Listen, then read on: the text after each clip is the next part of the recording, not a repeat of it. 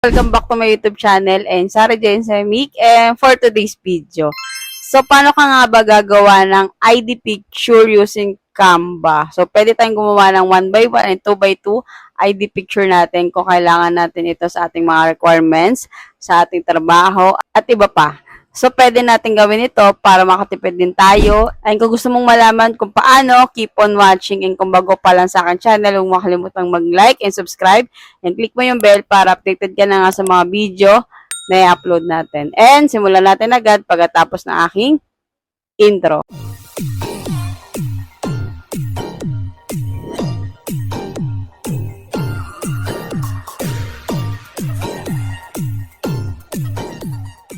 So, dito na lang po ako magsasample sa aking PC.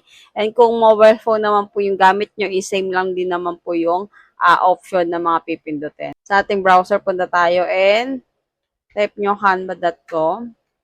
And itong Canva naman po na ito is free website naman po ito. Then, search nyo lang Canva.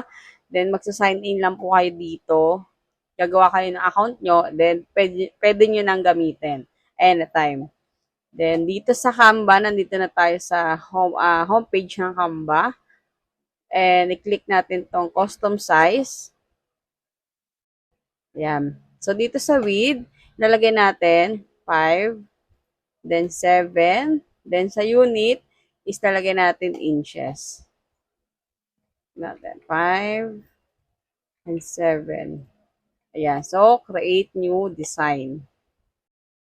And kapag nandito na tayo, click nyo tong elements, and i-type naman natin image frame. Ayan. And dito lalabas yung iba't ibang frame. Then, ang pipiliin lang natin dito is yung square na frame. Dito sa image na to, is papalitan pa natin yung width and height nito. Nag-click natin tong position. Nandito sa width, palitan natin ng 2 and 2. 2 inches. Ayan. Kaya natin. Ayan. Hindi na kayo malilito kasi kapag nag-highlights kayo is may makita kayong square dito sa gilid-gilid para may guide din kayo para maging pantay yung ginawa nyo. Okay? So, after nyan, dito na tayo sa upload. So, ito namang gagawin natin is napakadali and napaka-basic lang gawin. Para hindi na tayo mamablema kapag palagi tayo nagpapa-ID, kailangan natin and requirements natin sa ating mga trabaho at iba pa. So, dito sa Canva is pwede natin gawin. Gumawa kayo ng DIY ID picture nyo. Diba? Then, lagay lang natin tong picture natin dito sa image. So, click mo lang ito and drag mo lang dito. Yan. Then, dito, lagyan natin yung border, yung line.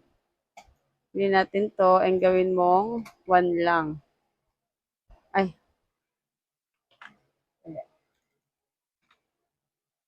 Ayan. So, after dito, click mo tong duplicate. So, dalawa na siya. And highlight mo lang and group mo. Then, duplicate mo ulit. Click mo lang itong may plus na sign na dito. May square and may plus.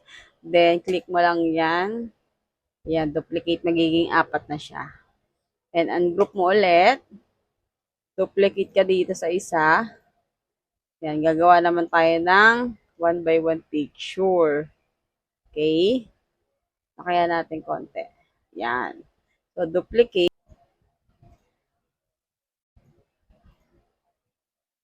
Ayan.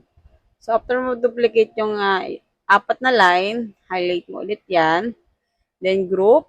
Then, duplicate. Ayan. Para hindi na kayo tumagal. Ayan.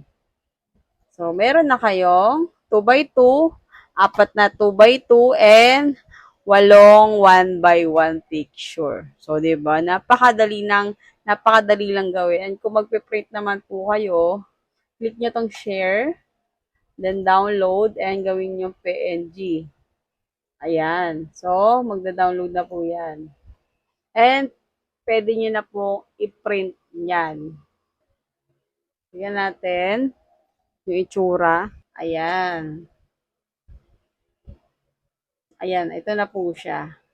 Ito na po yung ginawa po nating ID picture. 2x2 and 1x1 picture. O, diba? Napakadali lang gawin. Using Canva, nakagawa tayo ng ating ID. Diba? Yun lang naman guys, napakadali lang gawin, diba?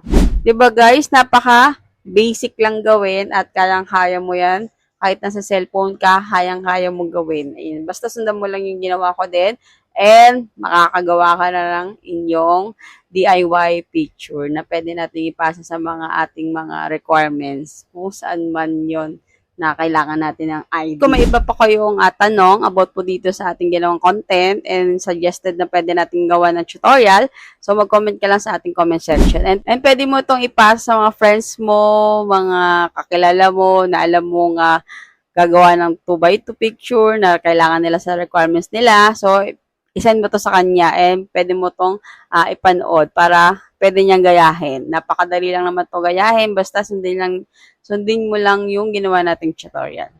And that's all for today's video. Huwag mo kalimutang mag-like and subscribe and click mo yung bell para updated ka na nga sa mga video na i-upload natin. And see you on next tutorial.